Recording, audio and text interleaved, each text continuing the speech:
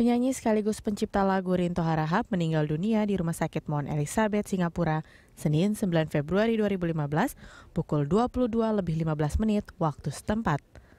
Rinto meninggal di usia 65 tahun akibat penyakit kanker tulang stadium 4 dan stroke yang dideritanya. Kabar duka pertama kali disampaikan menantu Rinto yang juga suami dari Cindy Claudia Harahap, Tarik Muhammad, dalam akun petnya. Jenazah Rinto dipulangkan dari Singapura dan disemayamkan di rumah duka di Jalan Bango 2 Pondok Labu, Jakarta Selatan. Rencananya pemakaman Rinto akan dilangsungkan pada Rabu 11 Februari 2015. Sebelum meninggal dunia, Rinto Harahap sempat menyampaikan keinginannya untuk menggelar sebuah konser mini. Sedikitnya 500 lagu sudah diciptakan Rinto.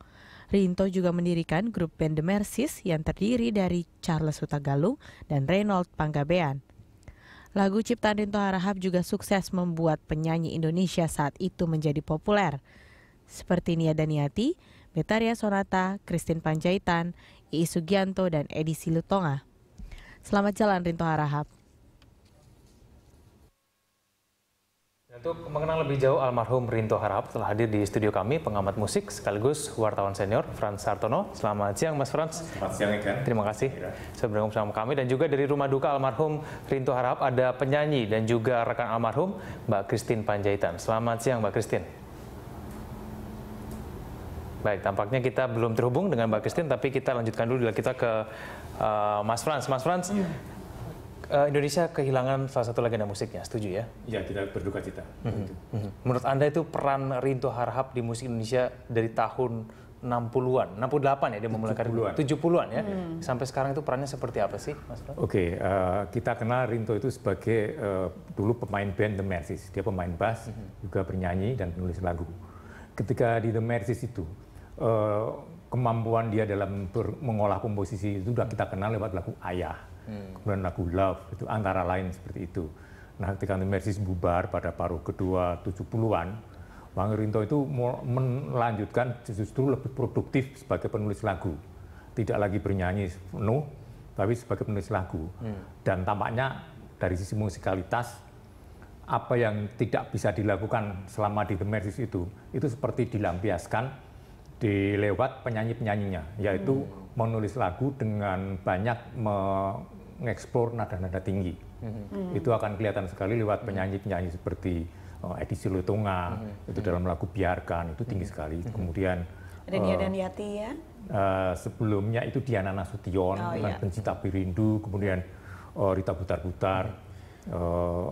Banyak tapi ya. Mas Frans, tapi kalau menurut Anda itu mencapai puncak karirnya Bang Rinto ini sebagai penulis atau sebagai penyanyi sebetulnya? Lebih sebagai penulis lagu dan juga produser.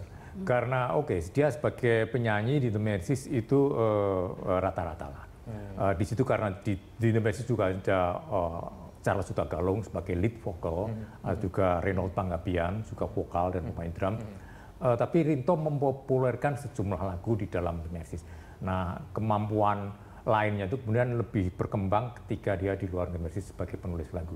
Ya, tapi ini sebagai Rinto sebagai musisi begitu ya. Tapi sebagai kawan Bang, Abang waktu pertama dengar Bang Rinto tuh ternyata sudah meninggal, itu bagaimana ceritanya? Bisa diceritakan sedikit waktu itu seperti apa nih?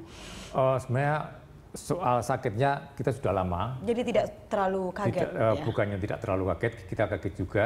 Tapi ada tahapan-tahapan, misalnya sebelumnya Bang Rinto pernah stroke gitu, dia sudah tidak terlalu aktif. Nah, saat itu dia masih sempat melaunching album, bahkan albumnya juga di-remake oleh penyanyi-penyanyi generasinya.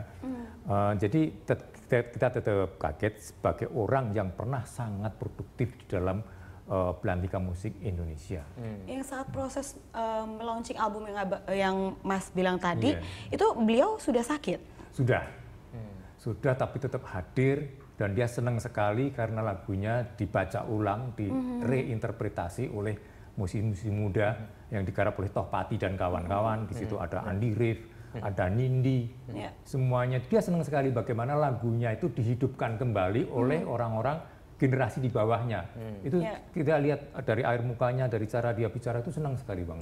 Baik, Mas Frans, tapi kalau kita berbicara mengenai musiknya sekarang, ada ungkapan yang mengatakan muka Rambo tapi hati Rinto gitu. Nah itu alasannya karena katanya musiknya itu cengeng. Sendu begitu ya. Sedih begitu ya. Sedih terus begitu. Mas Frans, sebagai Anda pengamat musik, apakah memang lagu-lagu dari Bang Rinto ini cengeng? Nah itu kan.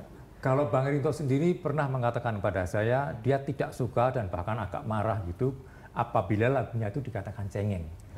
Bang Rinto lebih suka menggunakan istilah lagunya itu melankolik atau sendu seperti itu. Karena apa? Karena bagi Bang Rinto ini sesuai yang pernah diungkapkannya, cengeng itu menangis tanpa alasan.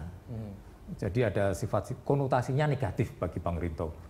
Sedangkan lagu-lagu yang terungkap dalam lirik lagunya Bang Rinto itu mengisahkan tentang korban, korban pelecehan, korban orang yang disakiti.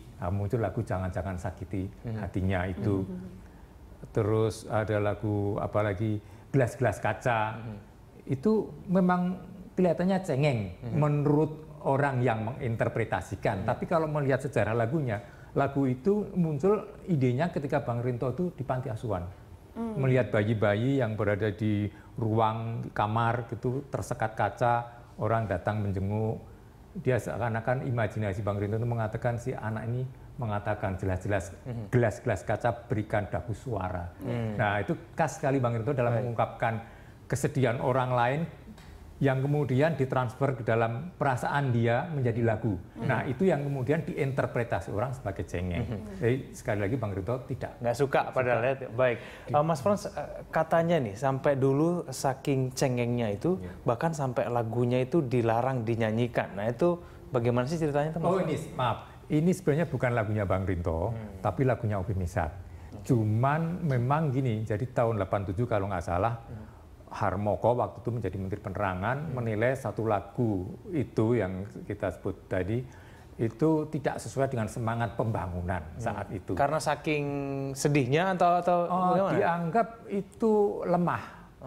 Lemah kurang dalam pengertian ya, tadi kalau kriterianya tidak sesuai dengan semangat pembangunan yang sudah menggebu-gebu seperti itu, ada orang yang ingin dipulangkan ke rumah orang tuanya. Tapi lagu-lagu Bang lebih Rinto secara lirik atau secara musiknya, secara lirik. Mas, lebih secara lirik ya dinilai lemah begitu ya.